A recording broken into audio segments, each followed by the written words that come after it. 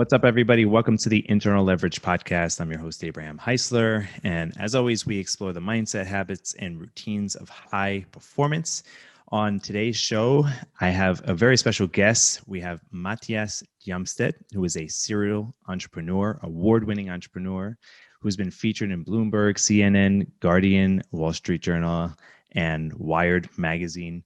He is the chairman and founder of Utopia Music. And Matias has been founding companies ever since the 1990s. So he's got a lot of experience in entrepreneurialism. And we're going to talk today a little bit about mindset and what helps him and what has helped him on his journey. So first off, Matias, thanks for being here. Well, thank you. Thank you for a nice introduction. So tell us a little bit, first and foremost, why entrepreneurialism? I mean, you've really been in this game for a little while now. What got you started? I think I come from an entrepreneurial family. So my father used to run companies. Well, even since I was young, one of the things I noticed very early is that I always had this tendency to question things, which was not always a favorite thing among my teachers in school, I can tell you, because I was always the one, why? So when things are not logic to me, I need to ask. And there's a lot of things that are logic in the world. And I've always had a knack of seeing when things could be better and when things are not working and finding processes to do that. So I kind of was a little bit born with it, to be honest. And I have this itch. If I see something that is not working perfectly, I want to fix it. So I kind of just ran into it. And then I think I grew up in the perfect environment as well.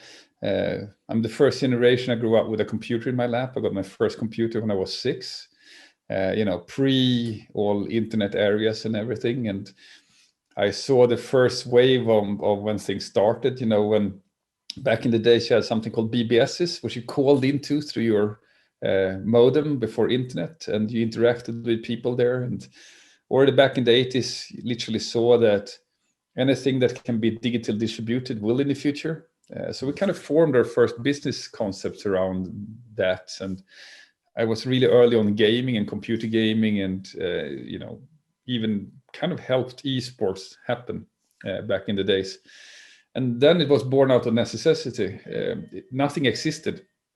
There were nothing. You could play, but there were no tournaments, there were no structures, no nothing. So we started organizing that, and then that just led to creating companies, and that's it. And then I've just continued. So really recognizing the problem first, seeing some sort of need and proposing some sort of solution.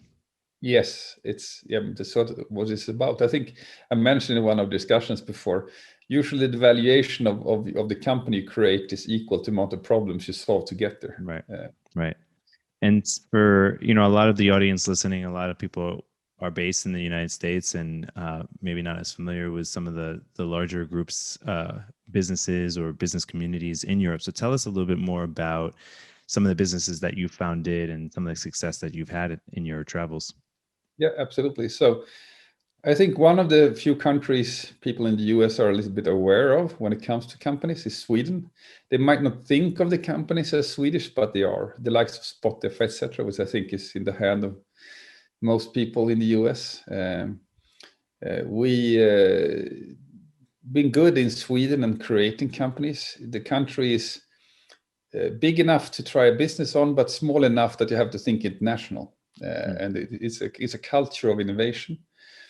So I was lucky to be part of the first wave of internet. So the first real wave of internet was also in many ways led from Sweden. It was the first country that innovated and gave broadband to everybody. It was the first country which had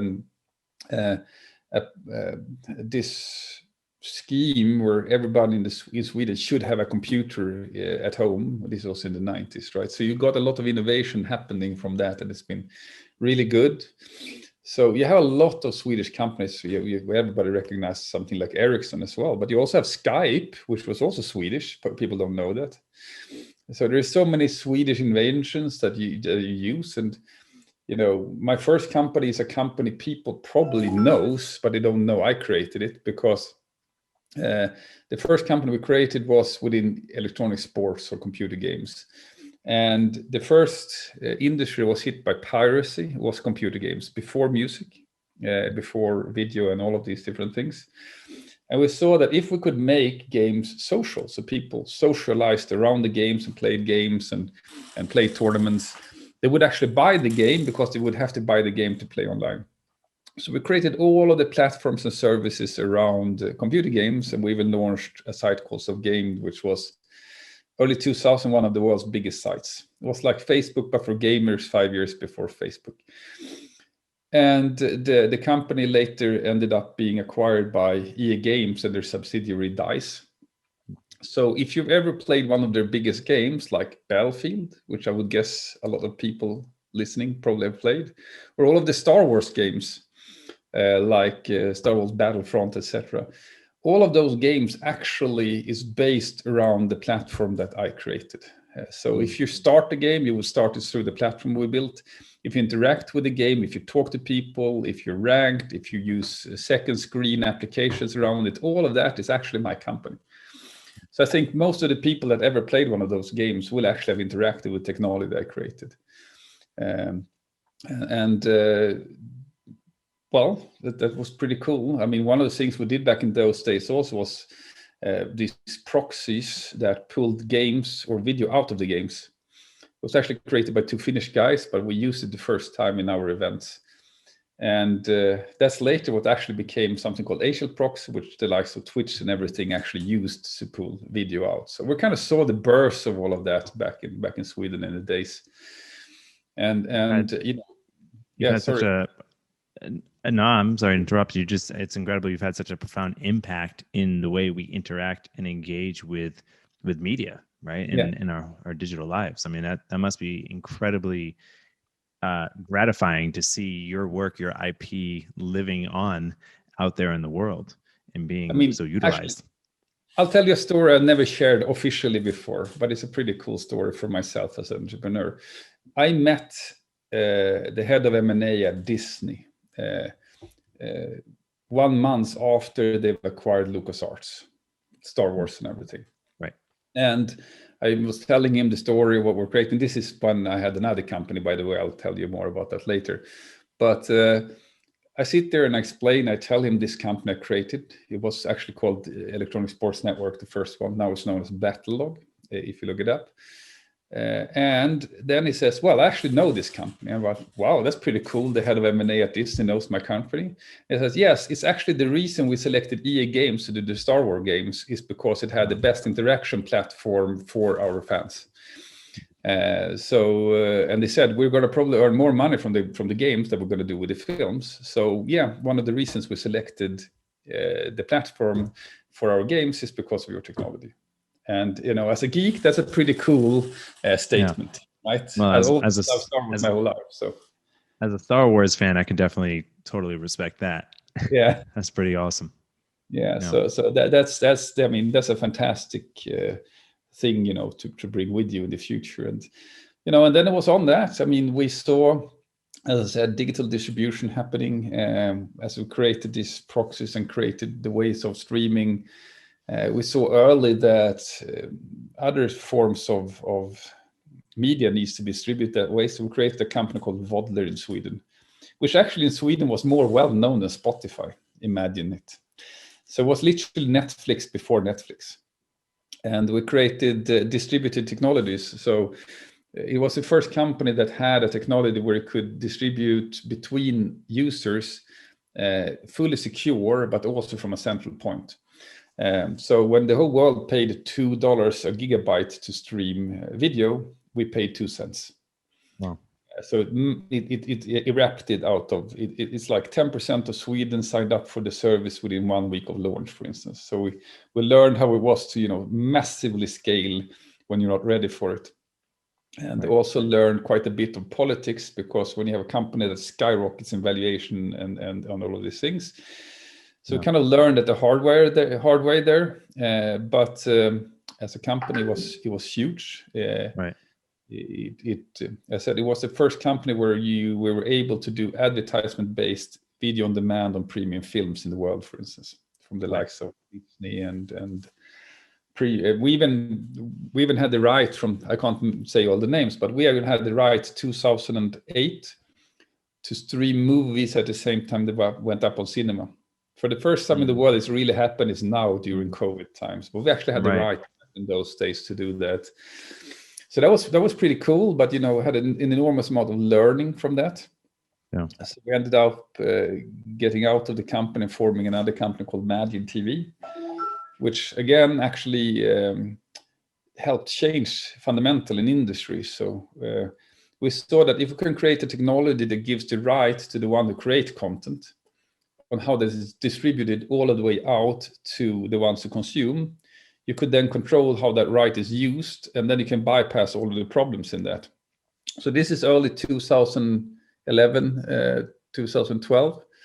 And by building that technology, we were the first company in the world that got all Hollywood studios approval to do television on any device in any country.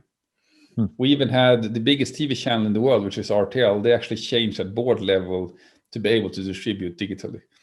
So the reason you can actually take up a device and go back in time from the live signal when you watch TV, that's a right we invented and distributed. So that actually exists because of the technology we created. So it was the first time we could actually make that and control that, because previously, and you can take any Apple or Google or anyone, they didn't build technologies that made it possible for you to control the rights. And the problem with rights is that if I have created a right, and you should know that if you've been in TV or media, and you haven't cleared all of the rights for all of the things from a new way of distribution, you have to re-clear those rights to be able to distribute it, or you're actually violating the terms of the copyrights.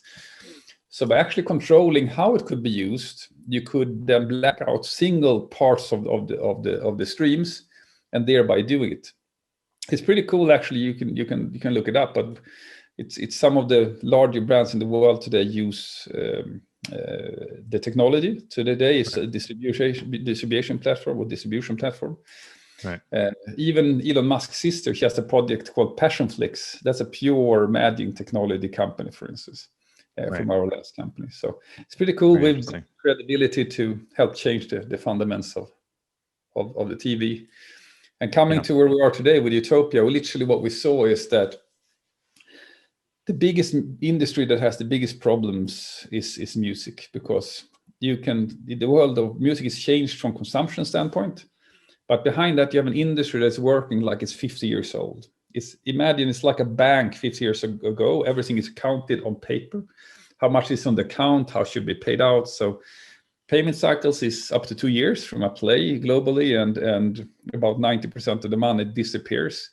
And probably 2 out of 3 plays in the world of usage of music is never accounted or paid for. So it's an industry that ought to be 2 to 3 times bigger. And instead of 10% of the money reaching out to the ones who own or created the music, it should be 80. Right. And we are now creating technologies to fix that whole industry. And it's actually, I don't want to go out too much and say it, but we have an enormous traction for the company at this point. I can only imagine. I mean, obviously, we interact on a daily basis with so much technology, and there's always new things that are occurring in the tech space all the time. It's very difficult to track, where this is coming from. And I think very often we take for granted what goes into providing this technology and making it available and accessible. And so just being part of that it's huge. And I think what's really interesting for our podcast and for our listeners is what you were saying around, creating a piece of technology, having the evaluation go through the charts, because you placed your finger on the point and really addressed the problem that needed to be solved. And so what I'm really curious about is, it's one thing to be an inventor and to be a thinker and a visionary, and then it's another thing to be a leader in that space and start to deal with some of the politics and some of the relationship aspects of business. And so I'm curious, to what your journey has been, and what has What has served you through some of those times? I mean, I think to start with, when I started and created my first company, I was kind of naive because it was about building and creating. And I wish, if I could go back in time and tell me some pointers now, that would be awesome. Because what would you say? I would say, and this sounds a bit negative, to be honest, but I would tell myself to be much more control over all of the processes when it comes to how things are owned and decided.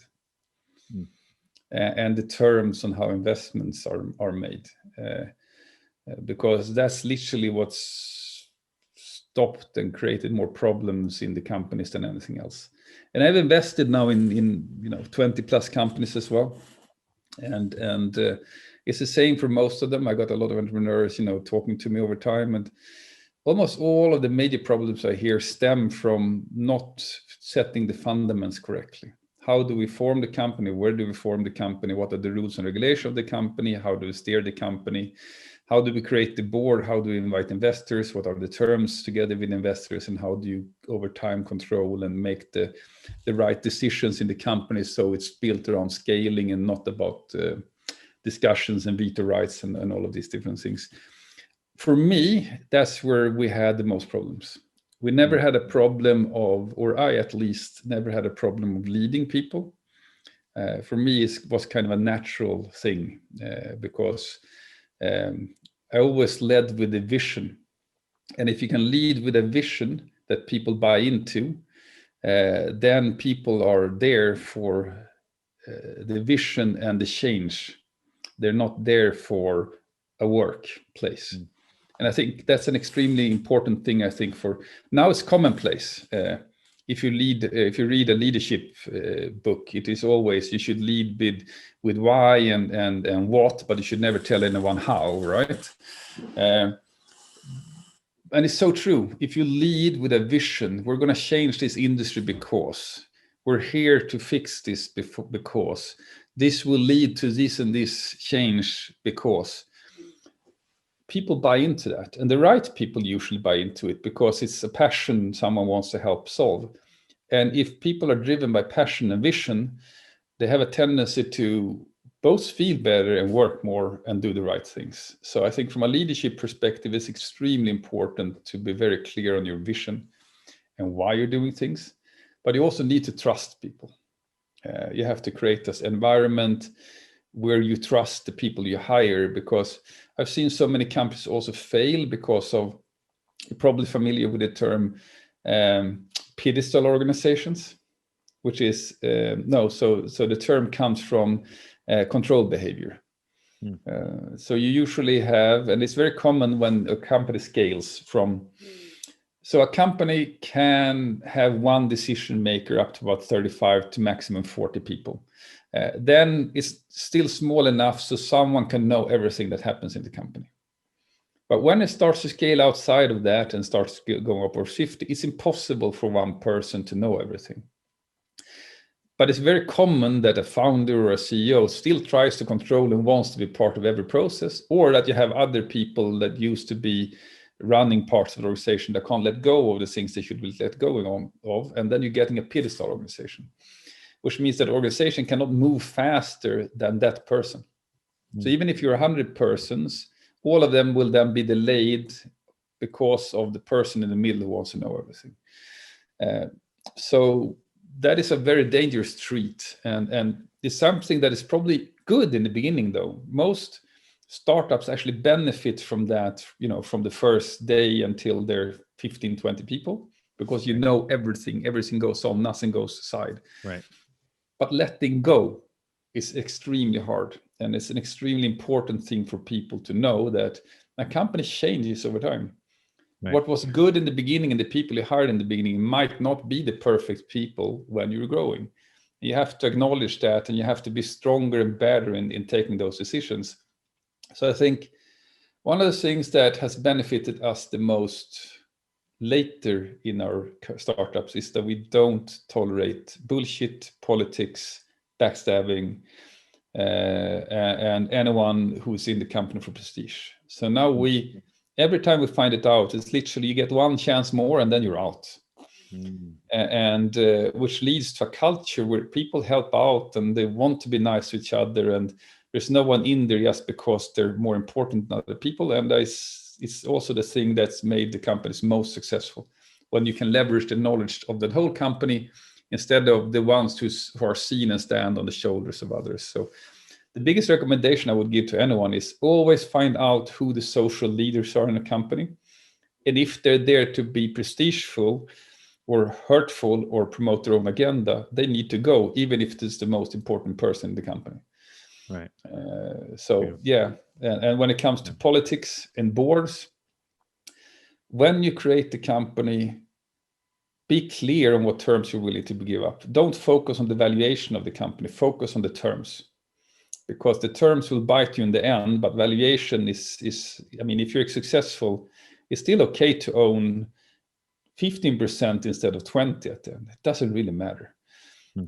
But if you gave away veto rights and other rights and the rights to have money before you, etc., you will end up poor and the other will be rich on your back. So right. Yeah. Very practical advice spoken from somebody who, I mean, I could tell that you've had tons of experience, both the good and the bad, and we've even had some conversations around that in the past. Yeah. And so here's a judgment that I have about you from this conversation and other conversations that we've had, is that you're a very grounded person. Thank you. Given all the accomplishments, I mean, you're a 9-figure entrepreneur. You founded these very successful companies that have introduced technology that is very commonplace, and yet you're very grounded and down to earth. I'm curious as to what mindset, what habits, routines do you have that you think contribute to that, as opposed to somebody with your level of accomplishments being a completely different type of person? I think, I mean, of course, it has to do with how you grew up and the values that you had growing up. But I think fundamentally, I decided very early in my life that every person is a human being and every human being is an important individual. So just because I've accomplished much doesn't mean that I'm, as a human being, more important than someone that cleans a home. And we have that the same in our companies. Even if it said chairman on my card, it doesn't mean that I have the right to downplay or step on someone to get my will through. It's just to have more authority. And I think by living by those principles and respecting other people, then you ought to stay grounded. It just goes that way, I think, because if you respect other people, then you can't stand on them, and then you can't, make your importance more worth. Right. Then, of course, life becomes easier when you're successful and things like that. But I don't think that should give you the right to be more arrogant, etc. When I was younger, to be honest, people perceived me as a bit arrogant, but that's because I was so focused on the goal, which means that if something was outside of my goal, I didn't care.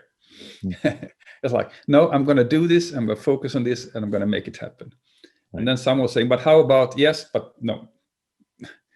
So you can, when you're laser focused, you can be considered arrogant, but I don't think that's a trait I have really. And it's a conscious decision, right? What is the world I want my children to grow up in? What are the values I want to give them? And if you're not grounded yourself, how do you expect your kids to be? So I think that's as much of an answer I can give you. I mean, So I'm going to talk 1 second about Sweden. So Sweden has constantly, historically, been a country where you're raised with really good values. Right? It's one of the friendliest populations you will ever meet, because there is no perception of a lot of things that exist in the rest of the world. When people talk about racism, for instance, or race, doesn't exist in Sweden. It doesn't matter. So a lot of things that we hear from the US, etc., is so foreign for Sweden. They can't even grasp it because everybody's the same. So that those are values you grew up with and are educated in Sweden. It is, however, changing, which is unfortunate because Sweden has had a lot of problems lately, and you have now a lot of violence and threats, and the society's not working as well. But I think, for the generation I grew up with, you grew up with great values. So most of the Swedes you will meet probably has a good set of values. And do you think that goes into the work ethic, which is why, as you were saying just a moment ago, that Sweden has a high volume of really successful businesses? I think so. Swedes are good workers in general. I mean, I've had companies in 10 different countries, I think. We have developers in literally all of the places you could think of. And at the end, we end up really having great work from Scandinavian countries in general, Sweden, Finland, and others. So I think so. They're great. I mean, I wouldn't say they're the best country in the world, but there are some things that Swedes do really well, and some things they don't. So for instance, when it comes to efficiency, I would rather hire a Swiss because they're highly efficient, right? Everything they do is like a precision watch. So when it comes to optimizing and making higher efficiency and having higher productivity, it's great to have Swiss people, for instance. But when it comes to development and creativity, it's awesome to have Swedish ones. When it comes to marketing and business building, I would love to have an American because no one sells better. So I really believe in companies that are created out of the best cultural traits from different parts. Right. So I think in Utopia we have 20 different nationalities or something like that. Because the worst thing you can have is a homogenic team, because a homogenic team will only look at the problem from one place, because they come from the same area, they're raised in the same ways, they're the same medication, so they will look at the problem from one direction.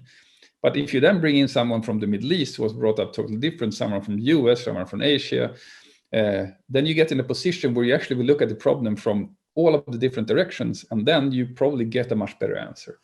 So that's how we build all our companies. So yeah, Swedes are great in some things, but they're not the best in everything. Right. So the importance of having that cultural diversity and differing viewpoints in order to maximize your impact and your ability to problem solve. Yeah, I love that. Do you have, on a personal note, is there any personal philosophy or maybe like a daily routine that you do in order to, get into your mindset? I heard you before, you mentioned that, in your earlier years, you would be so focused that you'd put really strong boundaries in place in order to achieve your goal and tell yourself, I'm so focused, I'm going to achieve this goal. Is there any sort of mindset, habits, or routines that you implement nowadays for work or even for work-life balance? I think when I was younger, I did a lot of athletics. I used to be really good at swimming, and then I did taekwondo all the way up to, top level. And I think there are some learnings from the martial arts or the Eastern cultures in a way on how you focus yourself, how do you put yourself in a great state of mind, how you focus. I mean, if you're doing taekwondo and other martial arts, it's only about what you do at that point, because if you don't, you're going to get hit. So it's great for focus. So I think for me, those things you learn from there are great to bring with you. And today it's actually more about work life balance, to have time for the kids. And if there's one thing I've learned, though, is that it's awesome to be super focused. But if you're only super focused, you end up being, not focused at all. Because the mind needs rest. The mind needs pause. And there's actually been a lot of research. I know we actually looked at it when we're creating a company. Everybody says they work 18 hours a day. That's awesome, but they probably work 10. And then they're going to idle from time to time, and they think they're working, but they're literally not doing anything. So it's actually proven that life is important and you need rest. So for me, rest is important. It's important that I sleep well. It's important that I do other things. Sometimes I actually pull up a game just to play, because when you're working with things, your mind always goes everywhere. And one of the best places for me to just not think about anything is playing a game, because if you're playing a game, you can't think about other stuff. So that's awesome for me, for instance. And probably one of the things that I would say is more important for me than anything else is reading. I read an enormous amount. So everything from sites to modern technologies to literature to fantasy, it doesn't matter. But I read several hours a day, and I read more than any person I know. But as long as you read and adapt, you can always think about things because you have a wider field of knowledge. So for me, that's one of the most important things that I do. I like that idea of cultural diversity, having these different perspectives that you could draw upon. Yeah. Beautiful. Great. Well, this is amazing. Any final parting words? Anything else that you'd love to impart on future entrepreneurs or maybe even executives who are already high performing but looking to create more trust in their organization so they don't have to be micromanaging? Anything that you want to put a cherry on top with? Sure. I think if there's one thing that one of my favorite expressions in this world is the only thing that stands between you and your dreams is yourself. Because people put so much barriers on themselves. And it's always, if this wasn't the case, or if that happens, or how will someone perceive this, and what happens if they say no? And I think if there's only one thing I want people to do is believe in themselves. There's no danger in trying, right? The only thing that can happen is no. And another awesome saying is if you went into a process and you were happy and positive about the process and it failed, the only bad thing is that you were positive and happy when trying. Right? But if you go into negative and thinks it will fail, something won't work, it will both fail and you will be miserable. And that mindset, I think, is extremely important. Go into it and try. We always need to bring up some Yoda, right? There is no try. Do or do not. Right. Spoken like a true Star Wars fan. Yeah, but it's also true. I mean, I think if I was to be discouraged by all of the no's you've had and all the problems you saw, I wouldn't have achieved nothing. You will have 100 no's for one yes when you're trying to build things. Everybody will tell you that what you're trying to do won't happen. And you need to believe in it, and you need to make it happen because no one else will.